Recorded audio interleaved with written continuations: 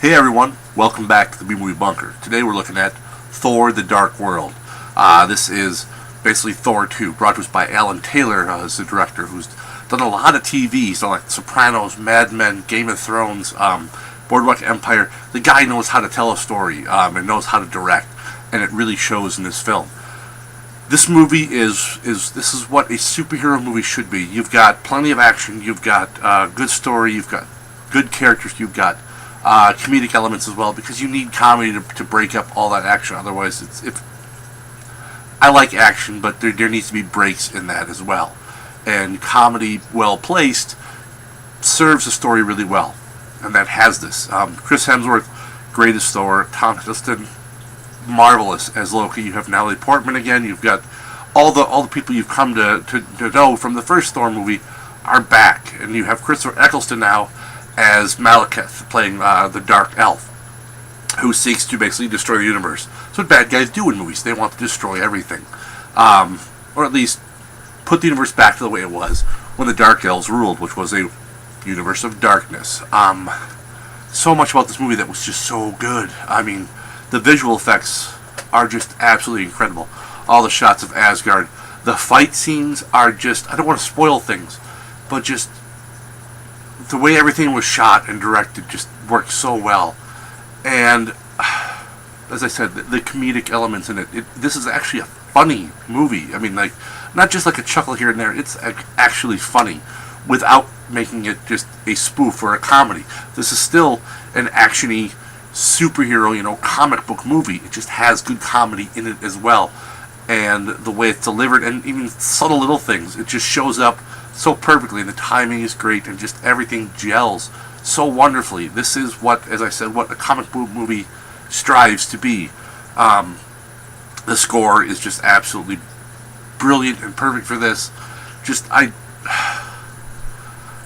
I'm still on a high from seeing it. I can't think of anything I didn't like about it, aside from some predictability issues that I had, but that's just, I tend to overthink things in stories, and then I ruin bits of stories for me because I go, oh, well, that's that, and this is this, and that's my own personal flaw, is that, I tend to ruin stories for myself. But it didn't ruin it for me. I still enjoyed it, even though I could see where things were going at times.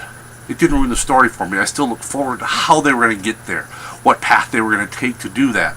And that's part of the thing, is some people complain about spoilers, and I don't like spoilers, but at times it's more the journey than the destination. Yes, you might know where you're going, but the journey there, that's what's so exciting and everything. So they do that really well. They make the journey exciting, even if you know what the destination is going to be. And to a degree, you should. I mean, come on, it's a superhero movie. The good guys tend to win in these movies, but it's the path of how they get there, what sacrifices they have to make, what hardships they have to endure, what happens to them and to the people around them. That's what makes these stories interesting. And it makes these characters people that you care about. A scale of 1 to 10, so basically, like little kids, when they, they'll dream of someday growing up and being a superhero.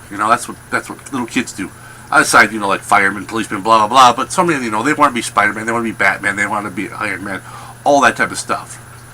Superheroes, when they grow up, they want to be Thor. After watching this movie, that's what I'm thinking. Captain America goes to bed at night wishing that when he gets older, he could be Thor. That's what I got out of this movie. It's what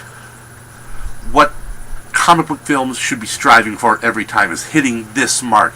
This sets a benchmark. I would probably rank this higher than the Avengers as far as movies I enjoyed, and overall how good the movie is. I still love the Avengers, and it had a grander scope to it as well, because you have such an ensemble cast, but I really, really enjoyed this movie. And again, that's part of my bias, because I really, really enjoy the character of Thor, both the comic book version as well as the mythological version that I grew up reading. Such a good movie. I can't recommend it enough, and I will be recommending it to everyone to see this movie. If you liked the first Thor movie at all, that was like here, and this one is like way over my head. It's so much better, and I loved the first one.